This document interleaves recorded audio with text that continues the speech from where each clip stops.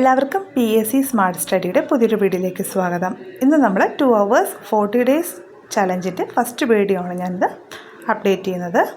അന്ന് ടോപ്പിക്കുകൾ നമ്മൾ കമ്മ്യൂണിറ്റി പോസ്റ്റിനകത്ത് ഇട്ടിട്ടുണ്ടായിരുന്നു. അപ്പോൾ എല്ലാവരും അത് നോക്കിയിട്ട് നന്നായി തന്നെ പ്രിപ്പയർ ചെയ്തു എന്ന് ഞാൻ വിശ്വസിക്കുന്നു. അപ്പോൾ നമുക്ക് കൂടുതലും ക്വസ്റ്റ്യൻസിലേക്ക് കടക്കാം. ഇമ്പോർട്ടൻ്റ് ആയിട്ടുള്ള പോയിൻറ്റ്സൊക്കെ ഇതിൽ ഇൻക്ലൂഡ് ചെയ്യുന്നുണ്ട്. അപ്പോൾ നമ്മൾ മാത്സിൽ പറഞ്ഞ ടോപ്പിക് എന്ന് പറയുന്നത് പ്രോഫിറ്റ് ആൻഡ് ലോസ് ആണ് പറഞ്ഞിട്ടുണ്ടായിരുന്നത്, അതായത് ലാഭവും നഷ്ടവും. PSC മാത്സ് ക്വസ്റ്റ്യൻ പേപ്പേഴ്സിൽ ഇമ്പോർട്ടൻ്റ് ആയിട്ടുള്ള ഒരു ടോപ്പിക് തന്നെയാണിത്. അപ്പോൾ നമ്മൾ കുറച്ച് അതിൻ്റെ ഫാക്ട്സും ഫോർമുലാസും തന്നെ അറിഞ്ഞിരിക്കണം. എന്താണ് ലാഭം എന്ന് പറയുന്നത്? വിറ്റ വിലയിൽ നിന്ന് നമ്മൾ വാങ്ങിയ വില മൈനസ് ചെയ്യുമ്പോഴാണ് നമുക്ക് എന്ത് കിട്ടുന്നത്? ലാഭം കിട്ടുന്നത്, അല്ലേ? അപ്പോൾ നഷ്ടം എന്ന് പറയുമ്പോൾ എന്താണ്? വാങ്ങിയ വിലയിൽ നിന്ന് നമ്മൾ വിറ്റ വില മൈനസ് ചെയ്യുമ്പോൾ നമുക്ക് എന്ത് കിട്ടും? നഷ്ടം കിട്ടും. ലാഭ ശതമാനം കണക്കാക്കുക എന്ന് പറയുമ്പോൾ ലാഭം ഡിവൈഡ് ബൈ വാങ്ങിയ വില ഇൻറ്റു 100 ആണ്. ലാഭം എന്ന് പറയുമ്പോൾ വിറ്റ വില മൈനസ് വാങ്ങിയ വിലയാണ്. അത് ഡിവൈഡഡ് ബൈ വാങ്ങിയ വില ഇൻറ്റു 100 ചെയ്യുമ്പോൾ നമുക്ക് എന്ത് കിട്ടും? ലാഭ ശതമാനം കിട്ടും. അതുപോലെ നഷ്ട ശതമാനം എന്ന് പറയുമ്പോൾ നഷ്ടം ഡിവൈഡഡ് ബൈ വാങ്ങിയ വില ഇൻറ്റു 100 ആണ്. ഇതിൽ അടുത്ത നമ്മൾ വിറ്റ വിലയുടെ ലാഭം, അതായത് 100 പ്ലസ് ലാഭ ശതമാനം ഡിവൈഡ് ബൈ 100 ഇൻറ്റു വാങ്ങിയ വില ചെയ്യുമ്പോഴാണ് നമ്മുടെ വിറ്റ വിലയിലുണ്ടാകുന്ന ലാഭം അറിയാൻ കഴിയുന്നത്. വിറ്റ വിലയിലുണ്ടാകുന്ന നഷ്ടം എങ്ങനെയാണ് അറിയുന്നത്? 100 മൈനസ് നഷ്ട ശതമാനം ഡിവൈഡ് ബൈ 100 ഇൻറ്റു വാങ്ങിയ വില ചെയ്യുമ്പോൾ നമുക്ക് വിറ്റ വിലയിലുള്ള നഷ്ടം അറിയാം. വാങ്ങിയ വിലയിൽ ലാഭം അറിയാനായിട്ട് 100 ഡിവൈഡ് ബൈ 100 പ്ലസ് ലാഭ ശതമാനം ഇൻറ്റു വിറ്റ വിലയാണ് വാങ്ങിയ വിലയിൽ ലാഭം കണ്ടെത്തുന്നത്. വാങ്ങിയ വിലയുടെ നഷ്ടം കണ്ടെത്തുന്നത് 100 ഡിവൈഡ് ബൈ 100 മൈനസ് നഷ്ട ശതമാനം ഇൻറ്റു വിറ്റ വില. നമ്മളിനി ഡിസ്കൗണ്ട് ശതമാനം കണ്ടെത്തുന്നത് ഡിസ്കൗണ്ട് ബൈ പരസ്യവില ഇൻറ്റു 100 ആണ്. നമ്മൾ പരസ്യവിലയുടെ അനുസരിച്ചാണ് നമ്മൾ ഡിസ്കൗണ്ട് കണക്കാക്കുന്നത്. അപ്പോൾ ഇതുമായിട്ട് ബന്ധപ്പെട്ടിട്ട് നമ്മളുള്ള ഇമ്പോർട്ടൻ്റ് ഫോർമുലാസാണ് ഈ കൊടുത്തേക്കുന്നത്. അപ്പോൾ ഇതെല്ലാം നല്ല രീതിയിൽ പഠിക്കുക, കാരണം ഇത് വളരെയധികം ഇമ്പോർട്ടൻ്റ് ആണ്. ക്വസ്റ്റ്യൻസിൽ പലയിടത്ത് നമുക്ക് ഇത് ക്വസ്റ്റ്യൻ മനസ്സിലാക്കിയെങ്കിൽ മാത്രം നന്നായിട്ട് എഴുതാൻ കഴിയും. അടുത്ത് A സാധനങ്ങൾ വിൽക്കുമ്പോൾ B സാധനങ്ങളുടെ വാങ്ങിയ വില ലാഭമായി കിട്ടിയാൽ ലാഭ ശതമാനം കാണാൻ B divide by A into 100 ആണ്. അതെല്ലാവർക്കും അറിയാവുന്നൊരു കാര്യമാണ്. A സാധനങ്ങൾ വിൽക്കുമ്പോൾ B സാധനങ്ങളുടെ വിറ്റ വില ലാഭമായി കിട്ടാൻ ലാഭ ശതമാനം B divide by A minus B into 100 ആണ്. ഇത് ഇമ്പോർട്ടൻ്റ് ആണ്. ഡിസ്കൗണ്ട് ശതമാനം ഞാൻ പറഞ്ഞു, സൗജന്യമായിട്ട് കിട്ടുന്നതാണെങ്കിൽ അത് ഡിവൈഡ് ചെയ്ത് ആകെ സാധനങ്ങൾ ഇൻറ്റു ചെയ്ത് 100 കൊണ്ട് ഇൻറ്റു ചെയ്യുക. സൗജന്യം കിട്ടിയത് ഡിവൈഡ് ബൈ ആകെ സാധനങ്ങൾ ഇൻറ്റു 100. 2 വസ്തുക്കൾ ഒരേ വിലയ്ക്ക് വിൽക്കുകയും ഇവയുടെ ലാഭനഷ്ട ശതമാനങ്ങൾ തുല്യമാവുകയും ചെയ്താൽ എപ്പോഴും x² ഡിവൈഡ് ബൈ 100% നഷ്ടമായിരിക്കും. ഇത് ഓർത്ത് വെക്കുക, ഇമ്പോർട്ടൻ്റ് ആണ്. അപ്പോൾ അടുത്തത് 2 വസ്തുക്കൾ ഒരേ വിലയ്ക്ക് വാങ്ങുകയും പിന്നീട് അവ വിൽക്കുകയും ലാഭനഷ്ട ശതമാനം തുല്യമാവുകയും ചെയ്താൽ കച്ചവടക്കാരന് ലാഭമോ നഷ്ടമോ ഉണ്ടാകാറില്ല. കേട്ടോ, ഇതും ഇമ്പോർട്ടൻ്റ് ആയിട്ടുള്ളൊരു പോയിൻ്റാണ്, അത് ഓർത്ത് വെക്കുക. നമുക്കിത് റിലേറ്റഡ് ആയിട്ടുള്ള കുറച്ച് ക്വസ്റ്റ്യൻസ് നോക്കാം. ഇവിടെ 66,411 രൂപയ്ക്ക് തൻ്റെ മോട്ടോർ സൈക്കിൾ വിറ്റതിലൂടെ ശേഖറിന് 6% നഷ്ടമുണ്ടായി. 6% ലാഭം ലഭിക്കുവാൻ അവൻ എന്ത് വിലയ്ക്ക് വിൽക്കണം? നിങ്ങൾ ആദ്യം ശ്രദ്ധിക്കേണ്ടത് ചോദ്യം 1-2 തവണ ഒന്ന് വായിച്ച് നോക്കുക എന്നുള്ളതാണ്. 66,411 രൂപയ്ക്ക് വാങ്ങിയ ഒരു സാധനം നമ്മൾ ശേഖർ 6% നഷ്ടമുണ്ടായി. അപ്പോൾ 6% ലാഭം ലഭിക്കാനായിട്ട് അയാളത് എന്ത് വിലയ്ക്ക് വിൽക്കണം എന്നുള്ളതാണ്. അതായത് ഇതൊരു ഡിഗ്രി ലെവലിൽ ഘട്ടം 3 2022 ചോദിച്ചൊരു ചോദ്യമാണ്. ഇവിടെ വിറ്റ വില എന്ന് പറയുമ്പോൾ 66,441 രൂപയാണ്. ഈ വിറ്റ വിലയിലൂടെ ഉണ്ടായ നഷ്ടം എന്ന് പറയുന്നത് 6%. അപ്പോൾ നമുക്ക് കണ്ടുപിടിക്കേണ്ടത് 6% ലാഭം ലഭിക്കാൻ വിൽക്കേണ്ട വില എന്താണെന്നുള്ളതാണ്. ഇവിടെ കണ്ടുപിടിക്കേണ്ടത് നമ്മളിപ്പോൾ വിറ്റ വിലയിലൂടെ ഉണ്ടായ നഷ്ടം എന്ന് പറയുമ്പോൾ 6%. അപ്പോൾ 6% നഷ്ടം ഉണ്ടാകുമ്പോൾ ശതമാനത്തിൽ നിന്നും 6 നമ്മൾ മൈനസ് ചെയ്യുകയാണ് ചെയ്യുന്നത്. അപ്പോൾ ശതമാനം മൈനസ് 6 ചെയ്യുമ്പോൾ നമുക്ക് 94 എന്ന് കിട്ടും. അതായത് 100 മൈനസ് 6 ചെയ്യുമ്പോൾ നമുക്ക് നഷ്ടമുണ്ടായ ആ ഒരു ശതമാനം കിട്ടും. അതായത് 6% നഷ്ടം ഉണ്ടായപ്പോൾ നമുക്ക് എന്ത് കിട്ടി? 94% നഷ്ടം കിട്ടി. ഇനി നമുക്ക് 6% ലാഭം ലഭിക്കാനായിട്ട് നമ്മൾ എങ്ങനെ ചെയ്യണം? ലാഭം എന്ന് പറയുമ്പോൾ കൂടുതലാണ്, അല്ലേ? അപ്പം ലാഭത്തിന് നമ്മൾ 6 കൊണ്ട് പ്ലസ് ചെയ്യുക. അതായത് 100 പ്ലസ് 6 എന്ന് പറയുമ്പോൾ 106 നമുക്ക് കിട്ടും. അപ്പോൾ ഇതിൻ്റെ ചെയ്യേണ്ടത് എന്താണെന്ന് വെച്ചാൽ നമുക്കിപ്പോൾ 6% ലാഭം ലഭിക്കാൻ നമ്മളിനി അത് മോട്ടോർ സൈക്കിൾ നമ്മൾ എത്ര വിലയ്ക്ക് വിറ്റാലാണ് വിലയാണ് കണ്ടെത്തേണ്ടത്. അപ്പോൾ അത് കണ്ടെത്താനായിട്ട് 66,441 നമ്മൾ എന്ത് ചെയ്യണം, നമുക്ക് നഷ്ടം വന്ന വിലയുമായിട്ട് ഡിവൈഡ് ചെയ്യുക. അതായത് 94ആയിട്ട് നമ്മൾ ഡിവൈഡ് ചെയ്തു. എന്നിട്ട് നമുക്ക് 6% ലാഭം കിട്ടിയാൽ നമുക്ക് ലാഭം ലഭിക്കാനായിട്ട് എത്ര വേണം, 106 വേണ്ടത്. അപ്പോൾ നമ്മൾ അതുകൊണ്ട് നമ്മൾ ഇൻറ്റു ചെയ്യുകയാണ് ചെയ്യുന്നത്. അപ്പോൾ ഇത് കട്ട് ചെയ്ത് നമ്മൾ ചെയ്യുന്ന സമയത്ത് നമുക്കിതിൻ്റെ ആൻസർ കിട്ടും. ആൻസർ നിങ്ങൾക്ക് കിട്ടുന്നതൊന്ന് കമൻറ്റ് ചെയ്യുക കേട്ടോ. നമുക്ക് അടുത്ത ചോദ്യത്തിലേക്ക് പോകാം. ഒരാൾ 250 രൂപയ്ക്ക് വാങ്ങിയ സാധനം 320 രൂപയ്ക്ക് വിൽക്കുന്നുവെങ്കിൽ അയാളുടെ ലാഭശതമാനം എത്ര? അതായത് ഇത് ഒരാൾ 250 രൂപയ്ക്ക് വാങ്ങിയ സാധനം 320 രൂപ വിൽക്കുകയാണെങ്കിൽ അയാളുടെ ലാഭശതമാനമാണ് അറിയേണ്ടത്. അപ്പോൾ ഇത് +2 ലെവൽ മെയിൻ എക്സാമിന് ഇൻസ്പെക്ടിംഗ് അസിസ്റ്റൻ്റ് എക്സാമിനായിട്ട് ചോദിച്ചൊരു ചോദ്യമാണ്. ഒരാൾ 250 രൂപയ്ക്ക് വാങ്ങിയ സാധനം 320 രൂപയ്ക്ക് വിൽക്കുന്നുവെങ്കിൽ ഇയാളുടെ ലാഭശതമാനം എത്ര? ഇത് ഇമ്പോർട്ടൻ്റ് ആയിട്ടുള്ളൊരു ചോദ്യമാണ്. അപ്പോൾ ഇവിടെ കണ്ടെത്തേണ്ടത് എന്താണ്, നമുക്ക് ലാഭശതമാനമാണ് നമ്മൾ കണ്ടെത്തേണ്ടത്. ലാഭശതമാനമാണ് നമുക്ക് ഈ ചോദ്യത്തിൽ നിന്ന് കണ്ടെത്തേണ്ടത്. അപ്പോൾ നമ്മൾ ആ ക്വസ്റ്റ്യൻ വായിച്ചിട്ട് എന്താണ് കണ്ടെത്തേണ്ടതെന്നുള്ളത് ആദ്യം കണ്ടുപിടിക്കുക. ലാഭശതമാനം കാണുന്നത് എങ്ങനെയാണ്? ലാഭം ഡിവൈഡ് ബൈ വാങ്ങിയ വില ഇൻറ്റു 100 ആണ്. ലാഭശതമാനം കാണാൻ ലാഭം ഡിവൈഡ് ബൈ വാങ്ങിയ വില ഇൻറ്റു 100. അപ്പോൾ ഇവിടെ ലാഭം ഡിവൈഡ് ബൈ വാങ്ങിയ വില ഇൻറ്റു 100 എന്ന് പറയുമ്പോൾ ലാഭം കണ്ടുപിടിക്കുന്നത് വിറ്റ വില മൈനസ് വാങ്ങിയ വില. വിറ്റ വില ഇവിടെ എത്രയാണ്? 320 വിറ്റ വില വരുന്നത്. വിറ്റ വില മൈനസ് വാങ്ങിയ വിലയാണ് 320 വിറ്റ വില. 250 രൂപയ്ക്ക് വാങ്ങിയിട്ടുമുണ്ട്. അപ്പം 320 മൈനസ് 250 ഡിവൈഡ് ബൈ വാങ്ങിയ വില 250 ഇൻറ്റു 100 നമ്മൾ ചെയ്യുമ്പോൾ നമുക്ക് 70/250 കിട്ടും. ഇൻറ്റു 100 ചെയ്യുമ്പോൾ 28% കിട്ടും. അപ്പോൾ ഇതിലിവിടെ 28 ഓപ്ഷൻ എ ആണ് കറക്റ്റ് ആൻസറായിട്ട് വരുന്നത്. വളരെ സിമ്പിളായിട്ടുള്ളൊരു ക്വസ്റ്റ്യനാണ്, പക്ഷേ എക്സ്പെക്റ്റ് ചെയ്യാവുന്ന ടൈപ്പ് ക്വസ്റ്റ്യനും കൂടിയാണ്. രാജു ഒരു സൈക്കിൾ വാങ്ങി ഒരു വർഷത്തിന് ശേഷം 20% വിലക്കുറവിൽ വിറ്റു. അതേ സൈക്കിള് 10% വിലക്കുറവിൽ വിറ്റിരുന്നുവെങ്കിൽ രാജുവിന് 100 രൂപ അധികം കിട്ടിയേനെ. എങ്കിൽ താഴെ കൊടുത്തിരിക്കുന്ന സംഖ്യകൾ ഏതാണ് രാജുവിൻ്റെ സൈക്കിളിൻ്റെ വില? ഇവിടെ സൈക്കിളിൻ്റെ വിലയാണ് ചോദിച്ചത്. രാജു ഒരു സൈക്കിൾ വാങ്ങി ഒരു വർഷത്തിന് ശേഷം 20% വിലക്കുറവിൽ വിറ്റു. ആ സൈക്കിൾ 10% വിലക്കുറവിൽ വിറ്റിരുന്നുവെങ്കിൽ രാജുവിന് 100 രൂപ അധികം കിട്ടിയേനെ. എങ്കിൽ താഴെ കൊടുത്തിരിക്കുന്ന സംഖ്യകൾ ഏതാണ് രാജുവിൻ്റെ സൈക്കിളിൻ്റെ വില? ഇത് common preliminary examination degree level phase 1 2021 ചോദിച്ചിട്ടുള്ളൊരു ക്വസ്റ്റ്യനാണ്. അപ്പോൾ ഇവിടെ ആൻസർ വരുന്നത് 1000 ആണ്. ഇതെങ്ങനെ കിട്ടിയെന്ന് നമുക്കിനി നോക്കാം. അതായത് സൈക്കിളിൻ്റെ വില നമുക്ക് എക്സ് എന്നെടുക്കാം. സൈക്കിളിൻ്റെ വില നമുക്ക് ഇവിടെ എക്സ് എന്നെടുക്കാം. 20% വിലക്കുറവിലെ വിറ്റ വില എന്ന് പറയുമ്പോൾ, അതായത് 20% വിലക്കുറവിലെ വിറ്റ വില എന്ന് പറയുമ്പോൾ എക്സ് ഇൻറ്റു 80/100.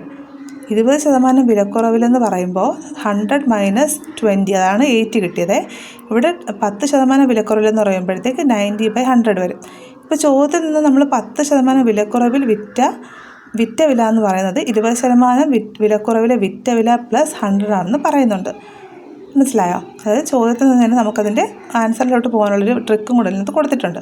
അപ്പോൾ നമ്മൾ എങ്ങനെ എഴുതാം? X into 90/100 equal to X into 80/100 plus 100. ഇവിടെ എക്സ് നമ്മൾ ഇൻറ്റു ചെയ്യുവാണ്. അപ്പോൾ 90x/100 മൈനസ് നമ്മൾ ഈക്വൽസിൻ്റെ ഇപ്പുറത്തേക്ക് ആ ഒരു എക്സിൻ്റെ വാല്യൂ കൊണ്ടുവരുമ്പോൾ 80x/100 ഈക്വൽ 100 വരും. അപ്പോൾ ഈ 90x മൈനസ് 80x എന്ന് പറയുമ്പോൾ 10x ആവും. അപ്പോൾ 10x/100 ഈക്വൽ ടു 100 വരും. അപ്പോൾ എക്സ് എന്ന് പറയുന്നത് എത്രയാണ്? 1000 മാറും. അങ്ങനെ ആൻസർ കിട്ടും. അടുത്ത ചോദ്യം. ഒരാൾ 15 ലക്ഷത്തിന് വീട് വാങ്ങുകയും 20 ലക്ഷത്തിന് വിൽക്കുകയും ചെയ്യുന്നു. 5 വർഷത്തിന് ശേഷം അദ്ദേഹം അതേ വീട് 30 ലക്ഷം രൂപയ്ക്ക് വാങ്ങുകയും 40 ലക്ഷം രൂപയ്ക്ക് വിൽക്കുകയും ചെയ്യുന്നു. എന്നാൽ അദ്ദേഹത്തിൻ്റെ ആകെ ലാഭശതമാനം എത്ര എന്നുള്ളതാണ് ക്വസ്റ്റ്യൻ എന്ന് പറയുന്നത്. അപ്പോൾ ഇത് KS officer junior time scale paper 1 2020 ചോദിച്ചൊരു ക്വസ്റ്റ്യനാണ്. നമുക്ക് എക്സ്പെക്റ്റ് ചെയ്യാവുന്ന ഒരു ടൈപ്പ് ക്വസ്റ്റ്യനാണ് ഇതെന്ന് പറയുന്നത്. അപ്പോൾ ഇത് നല്ല രീതിയിലൊന്ന് അറിഞ്ഞ് വെച്ചേക്കുക. അപ്പോൾ ഇവിടുത്തെ ആൻസർ 33.33% ആണ്. ഇവിടെ എങ്ങനെയാണ് നമുക്ക് ഈ ആൻസറിലേക്ക് എത്തിയെന്ന് നോക്കാം. ആകെ ലാഭം എന്ന് പറയുന്നത് നമ്മൾ പറഞ്ഞു വിറ്റ വില മൈനസ് വാങ്ങിയ വിലയാണ്. അപ്പോൾ ഇവിടെ വിറ്റ വില എന്ന് പറയുന്നത് 20 അയാൾ വാങ്ങിയത് 15 ലക്ഷത്തിനാണ്. അപ്പോൾ നമ്മൾ ആകെ ലാഭം കാണാനായിട്ട് വിറ്റ വില മൈനസ് വാങ്ങിയ വില പ്ലസ് ചെയ്യുന്നതാണ് ചെയ്യുന്നത്. അപ്പോൾ 20 - 15 പ്ലസ് നമ്മൾ 40 - 30 ചെയ്യുമ്പോൾ ഇവിടെ 15 ലക്ഷം രൂപയാണ് കിട്ടുന്നത്. അപ്പോൾ ആകെ വാങ്ങിയ വില കണ്ടെത്താനായിട്ട് വാങ്ങിയത് നമ്മൾ 15 ലക്ഷത്തിനും വീണ്ടും വാങ്ങിയത് 30 ലക്ഷത്തിനുമാണ്. അങ്ങനെ ടോട്ടൽ നമ്മൾ 45 ലക്ഷം രൂപയാണ്. ലാഭശതമാനം കണ്ടെത്താനായിട്ട് ഈ ആകെ ലാഭം കിട്ടിയ തുക, ആകെ ലാഭം കിട്ടിയ എത്രയാണ്? 15 ലക്ഷം രൂപയാണ്.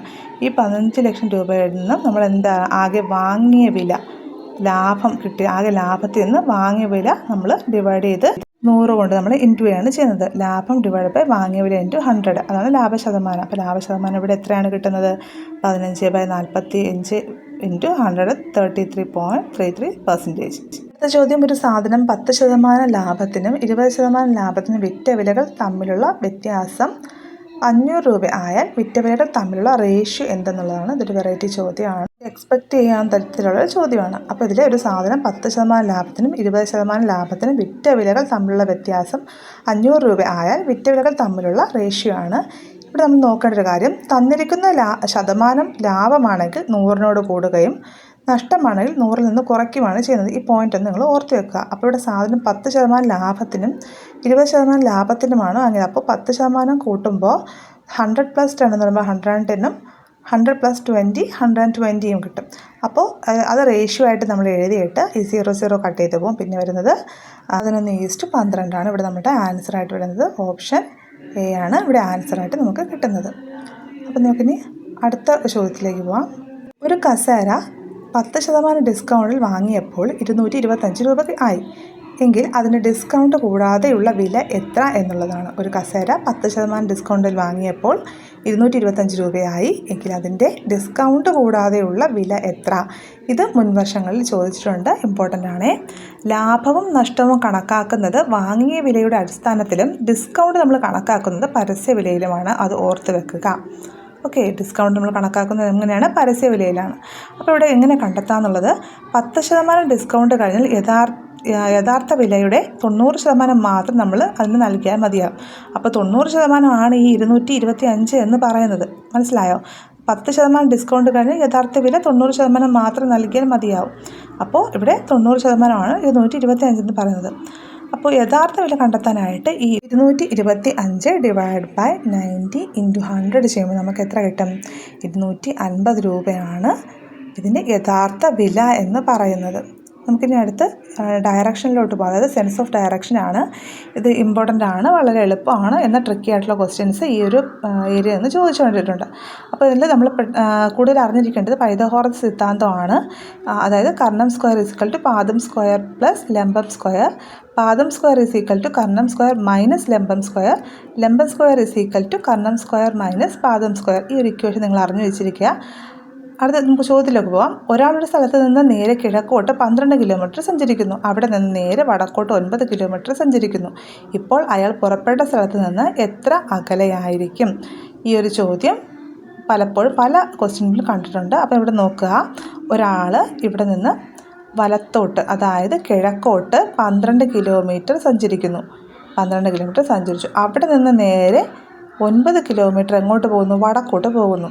അപ്പോൾ അയാൾ നിന്ന സ്ഥലത്ത് നിന്ന് എത്ര അകലത്തിലാണുള്ളത്? അപ്പോൾ അവിടെ നിന്ന് നമ്മളിങ്ങനെ നോക്കുമ്പോൾ പാദവും ഉണ്ട്, നമ്മുടെ കയ്യിൽ ലംബവും ഉണ്ട്. അപ്പോൾ നമ്മൾ കണ്ടുപിടിക്കേണ്ടത് കർണമാണ്. അപ്പം √12² പ്ലസ് 9 സ്ക്വയർ നമ്മൾ ചെയ്യുമ്പോഴത്തേക്ക് √225 കിട്ടും. അത് നമ്മൾ ചെയ്യുമ്പോഴത്തേക്ക് നമുക്ക് കിട്ടുന്നത് 15 കിലോമീറ്റർ ആണ്. ചോദ്യം കൂടി നോക്കാവേ. അനു 7 കിലോമീറ്റർ കിഴക്കോട്ട് നടന്നതിന് ശേഷം വലത്തോട്ട് തിരിഞ്ഞ് 3 കിലോമീറ്റർ സഞ്ചരിച്ചിട്ട് വലത്തോട്ട് തിരിഞ്ഞ് 11 കിലോമീറ്റർ പോയി. അനു ഇപ്പോൾ യാത്ര തുടങ്ങിയ സ്ഥലത്ത് നിന്ന് എത്ര ദൂരം അകലെയാണ്? അനു 7 കിലോമീറ്റർ കിഴക്കോട്ട് നടന്നതിന് ശേഷം വലത്തോട്ട് തിരിഞ്ഞ് 3 കിലോമീറ്റർ സഞ്ചരിച്ചിട്ട്, അതായത് അനു 7 കിലോമീറ്റർ കിഴക്കോട്ട് നടന്നു. എന്നിട്ട് അവിടെ നിന്ന് അനു വലത്തോട്ട് തിരിഞ്ഞ് 3 കിലോമീറ്റർ സഞ്ചരിച്ചു. അനു നിന്നിട്ട് 3 കിലോമീറ്റർ സഞ്ചരിച്ചു. വലത്തോട്ട് തിരിഞ്ഞ് 11 കിലോമീറ്റർ പോയി. അനു ഇപ്പോൾ യാത്ര തുടങ്ങിയ സ്ഥലത്ത് നിന്ന് എത്ര ദൂരം അകലെയാണ്? അതായത് ഇവിടെ നോക്കുമ്പോൾ 7 കിലോമീറ്റർ കഴിഞ്ഞാൽ, അതായത് നമുക്ക് 7 കിലോമീറ്റർ അനു ആദ്യം കിഴക്കോട്ട് പോയ ആ ഒരു ദൂരം എന്ന് പറയുന്നത് 7 കിലോമീറ്ററാണ്. അപ്പോൾ അത് നേരെ നമ്മൾ നോക്കുമ്പോൾ 7 കിലോമീറ്റർ അത് നേരെ ഓപ്പോസിറ്റ് നമ്മൾ ഒരു ഇത് വരയ്ക്കുക. അപ്പോൾ 7 കിലോമീറ്റർ പോയാൽ 11 കിലോമീറ്ററിൽ നിന്ന് 7 കിലോമീറ്റർ പോയാൽ എത്രയുണ്ട്? 4 കിലോമീറ്റർ ബാലൻസ് ഉണ്ട്. അപ്പോൾ ആ 4 കിലോമീറ്റർ നമ്മൾ ഇച്ചിരി എക്സ്റ്റെൻഡ് ചെയ്ത് വരയ്ക്കുക.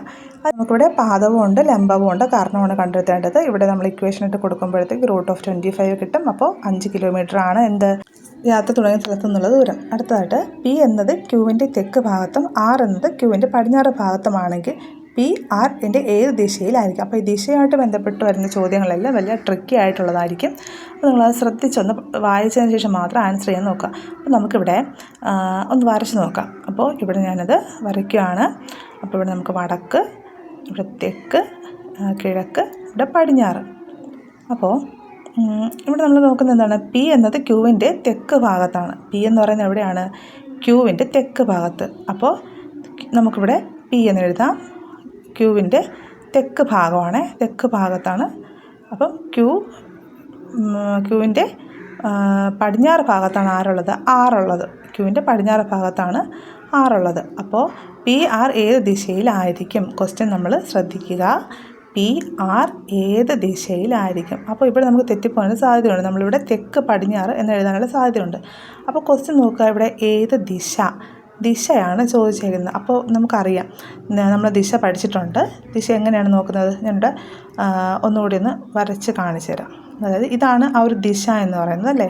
അപ്പോൾ നോർമലി ആരാണെങ്കിലും നമ്മൾ പെട്ടെന്ന് എഴുതുന്നത് തെക്ക് പടിഞ്ഞാറ് എന്നൊരു ആൻസറിലായിട്ടാണ് എത്തുന്നത്. അപ്പോൾ അത് തെറ്റിപ്പോകുന്ന കാര്യം ഇതാണ്.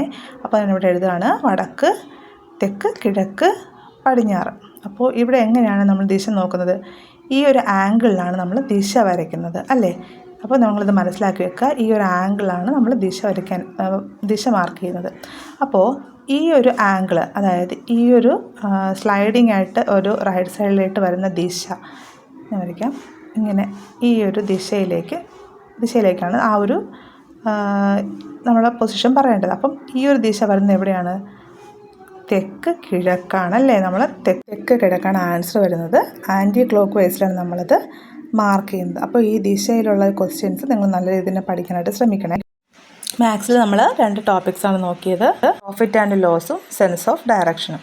പ്രോഫിറ്റ് ആൻഡ് ലോസ് നമുക്ക് കുറച്ച് കൂടുതൽ ക്വസ്റ്റ്യൻസ് നമുക്ക് പെർസെൻറ്റേജ് പഠിക്കുമ്പോഴത്തെ അതിനകത്ത് ഇൻക്ലൂഡ് ചെയ്യാം. അതാണ് നമുക്ക് മലയാളത്തിൽ ചേർത്തെഴുത്ത് പിരിച്ചെഴുത്ത് നോക്കാം.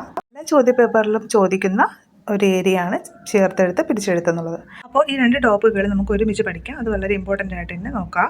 അതിനാദ്യമായിട്ട് ഈ സന്ധി എന്താണെന്നുള്ളത് അറിയുക. സന്ധികൾ 4 തരം സന്ധികളാണുള്ളത്. ലോപസന്ധി, ആഗമസന്ധി, ആദേശസന്ധി, ദ്വിത്വസന്ധി. നല്ല രീതിയിൽ തന്നെ നിങ്ങളിത് പഠിച്ചു വെച്ചേക്കണം. ഇമ്പോർട്ടൻ്റ് ആണ്. എല്ലാ ക്വസ്റ്റ്യൻ പേപ്പേഴ്സിലും ചോദിക്കുന്നൊരു ഏരിയയാണ്. നമുക്ക് നോക്കാം. ആദ്യമായി നമുക്ക് ലോപസന്ധികൾ നോക്കാം. പോയി പ്ലസ് ഇല്ല, ഇവിടെ പോയില്ല. അതായത് അവിടുന്ന് ഈ പോയി, ഈ ലോപിച്ചു. ഈ ലോപിക്കുക എന്ന് പറയുമ്പോൾ ഈ ഇല്ലാതാവുക, അവിടുന്ന് നഷ്ടപ്പെടുന്ന ഒരു അക്ഷരമാണ് ഈ എന്ന് പറയുന്നത്. അല്ല പ്ലസ് എങ്കിൽ, അല്ലെങ്കിൽ, അവിടെ ആ നഷ്ടപ്പെട്ടു. അല്ല പ്ലസ് എങ്കിൽ, അല്ല ആ സൗണ്ടാണ്. അപ്പോൾ അത് നഷ്ടപ്പെട്ടു. അല്ല പ്ലസ് എങ്കിൽ, അല്ലെങ്കിൽ. പെറ്റ പ്ലസ് അമ്മ, പെറ്റ പ്ലസ് അമ്മ, പെറ്റമ്മ. അവിടെ ആ ലോപിച്ചു. വരിക പ്ലസ് ഇല്ല, വരികില്ല. വരിക പ്ലസ് ഇല്ല, വരികില്ല. അവിടെയും ആ ലോപിച്ചു. ഇനി വന്നു പ്ലസ് ഇല്ല, വന്നു പ്ലസ് ഇല്ല എന്ന് പറയുമ്പോൾ വന്നില്ല. വന്നു പ്ലസ് ഇല്ല, വന്നില്ല. അവിടെ ഓ ലോപിച്ചു. വരാതെ പ്ലസ് ഇരുന്നു, വരാതിരുന്നു. അത് പ്ലസ് ഇല്ല, അതില്ല. ഇതെല്ലാം തന്നെ ലോപസന്ധിക്ക് ഉദാഹരണങ്ങളാണ്. നന്നായിട്ട് തന്നെ നോക്കി വെക്കണേ. അടുത്തതായിട്ട് ആഗമസന്ധി എന്ന് പറയുമ്പോൾ പുതുതായിട്ടൊരു വർണ്ണം കൂടിച്ചേരുന്നതാണ്. അതായത് ആഗമസന്ധി, ആഗമിക്കുക എന്ന് ഓർക്കുക, അത് വന്നു ചേരുക എന്നോർക്കുക. അപ്പോൾ അതിന് ഉദാഹരണം നോക്കാം. തിരു പ്ലസ് അനന്തപുരം, തിരുവനന്തപുരം. വന്നു ചേർന്നതാണ്. വാ അവിടെ ആഗമിച്ചു. തിരു പ്ലസ് ആതിര, തിരുവാതിര. തിരു പ്ലസ് ആതിര, തിരുവാതിര. പിടി പ്ലസ് ആന, പിടിയാന. വല പ്ലസ് ഇൽ, വലയിൽ. ആ പ്ലസ് ഇടം, അവിടം. അമ്മ പ്ലസ് ഇക്ക്, അമ്മയ്ക്ക്. തല പ്ലസ് ഇക്ക്, തലയ്ക്ക്. പാടി പ്ലസ് ആൾ, പാടിനാൾ. കരി പ്ലസ് ചന്ത, കരിഞ്ചന്ത. പുളി പ്ലസ് കുരു, പുളിങ്കുരു. ഈ കരി പ്ലസ് ചന്ത മുൻവർഷ ചോദ്യമാണ് കേട്ടോ. കരിഞ്ചന്ത എന്നുള്ളത് ഒരു ക്വസ്റ്റ്യൻ പേപ്പറിൽ ചോദിച്ചിട്ടുള്ളൊരു ചോദ്യമാണ്. അടുത്തത് വളരെ വളരെ ഇമ്പോർട്ടൻ്റ് ആയിട്ടുള്ളൊരു സന്ധിയാണ് ആദേശ സന്ധി എന്ന് പറയുന്നത്. എല്ലാ ചോദ്യപേപ്പറുകളിലും കൂടുതൽ ക്വസ്റ്റ്യൻ വന്നിരുന്നത് ഈ ഒരു ഏരിയയിൽ നിന്നാണ്. വരും പ്ലസ് തലമുറ, വരും തലമുറ. കൺ പ്ലസ് നീർ, കണ്ണീർ, ഒരു മുൻവർഷ ചോദ്യമാണ്. വിൺ പ്ലസ് തലം, വിണ്ടലം, അതൊരു PYQ ആണ്. വലത് പ്ലസ് തു, വലന്തു, വലത് പ്ലസ് തു, വലത്തു. നെൽ പ്ലസ് മണി, നെന്മണി, അതും PYQ ആണ്. വെൾ പ്ലസ് മ, വെണ്മ, അതും ഒരു PYQ ആണ്. നൽ പ്ലസ് മ, നന്മ, അതൊരു PYQ ആണ്. ഉൾ പ്ലസ് മ, ഉന്മ. എൻ പ്ലസ് ഡേ, എൻ്റെ. പിടി പ്ലസ് തു, പിടിച്ചു. അടി പ്ലസ് തു, അടിച്ചു. കുളം പ്ലസ് ഇൽ, കുളത്തിൽ. പിൻ പ്ലസ് കാലം, പിൽക്കാലം, അതും ഒരു PYQ ആണ്. അപ്പോൾ ഇതെല്ലാം ഈ 2 ടോപ്പിക്കുകളും, അതായത് ചേർത്തെഴുത്തും പിരിച്ചെഴുത്തും നിങ്ങൾ നല്ല രീതിയിൽ തന്നെ പഠിക്കുക. പിന്നെ 2 ക്വസ്റ്റ്യനും കൂടി ഞാൻ ആഡ് ചെയ്യുന്നുണ്ട്. മഹച്ചരിതം എന്ന പദം പിരിച്ചെഴുതുമ്പോൾ എങ്ങനെയാണ് വായിക്കുന്നത്? ആൻസർ ഓപ്ഷൻ C ആണ്. മഹത് പ്ലസ് ചരിതം, മഹച്ചരിതം. കേട്ടോ. അടുത്തത് പ്രത്യുപകാരം. ഇതിൻ്റെ ആൻസർ നിങ്ങളൊന്ന് കമൻറ്റ് ചെയ്യണം. പിരിച്ചെഴുത്ത് പഠിക്കുമ്പോൾ നമ്മൾ ഒരുപാട് പഠിക്കാനുണ്ട്. അപ്പം ഞാനിതിനകത്ത് PYQവും അതുപോലെ തന്നെ SCERT ടെക്സ്റ്റ് ബുക്കിൽ നിന്നുള്ള പിരിച്ചെഴുത്തും കൂടിയാണ് ആഡ് ചെയ്തേക്കുന്നത്. അപ്പോൾ ഇവിടെ നോക്കാം. അത്യാഗ്രഹം, അത്യാഗ്രഹം എങ്ങനെ എഴുതാം? അതി പ്ലസ് ആഗ്രഹം, അത്യാഗ്രഹം, അതി പ്ലസ് ആഗ്രഹം. അതുപോലെ കരിഞ്ചന്ത, കരി പ്ലസ് ചന്ത, കരിഞ്ചന്ത, ഇത് PYQ ആണ്. കണ്ണീർ, കൺ പ്ലസ് നീർ, കണ്ണീർ, അതും PYQ ആണ്. കടപ്പത്രം, കടം പ്ലസ് പത്രം, ഇത് PYQ ആണ്. ചലച്ചിത്രം, ചലത് പ്ലസ് ചിത്രം, ഇതും PYQ ആണ്. ചെഞ്ചുണ്ട്, ചെം പ്ലസ് ചുണ്ട്, ചെഞ്ചുണ്ട്. ചെഞ്ചമ്മേ, ചെം പ്ലസ് ചെമ്മേ, ചെഞ്ചമേ. നന്മ, നല് പ്ലസ് മ, നന്മ. വെണ്ണീർ, വെൺ പ്ലസ് നീർ, വെണ്ണീർ. വിണ്ടലം, വിൺ പ്ലസ് തലം, വിണ്ടലം, ഇതൊക്കെ PYQ ആണ്. വാഗ്വാദം, വാഗ് പ്ലസ് വാദം, വാഗ്വാദം. ശിരച്ഛേദം, ശിരസ് പ്ലസ് ഛേദം, ശിരച്ഛേദം. അക്ഷരം, അ പ്ലസ് ക്ഷരം, അക്ഷരം. മനസ്താപം, മന പ്ലസ് താപം, മനസ്താപം. മേന്മ, മേൽ പ്ലസ് മ, മേൽമ, ഇതൊരു PYQ ആണ്. അടുത്തത് പ്രത്യക്ഷം, പ്രതി പ്ലസ് അക്ഷം, പ്രതി പ്ലസ് അക്ഷം. അടുത്തത് പശ്ചാത്താപം, പശ്ചാത് പ്ലസ് താപം. പിന്നെ ഈ 2 പോയിന്റുകൾ ആഡ് ചെയ്യുക. ഉന്നമ്രം, ഉത് പ്ലസ് നമ്രം, ഉത് പ്ലസ് നമ്രം. പൊൽക്കലശം, പൊൽക്കലശം. പൊൻ പ്ലസ് കലശം, പൊന്നാണ്. ഇല്ല, ഞാൻ വായിക്കാത്ത പോയിന്റ്സ് വീഡിയോ ഒന്ന് പോസ്റ്റ് ചെയ്ത് വെച്ച് വായിക്കാൻ പറ്റുന്നവരൊന്ന് വായിക്കുക. ബാക്കി ടോപ്പിക്സ് ഞാൻ പാർട്ട് 2 ആയിട്ട് ഇന്ന് തന്നെ പോസ്റ്റ് ചെയ്തേക്കാം. കാരണം ഇത് ലെങ്ത് കുറച്ച് കൂടിപ്പോകുന്നുണ്ട്.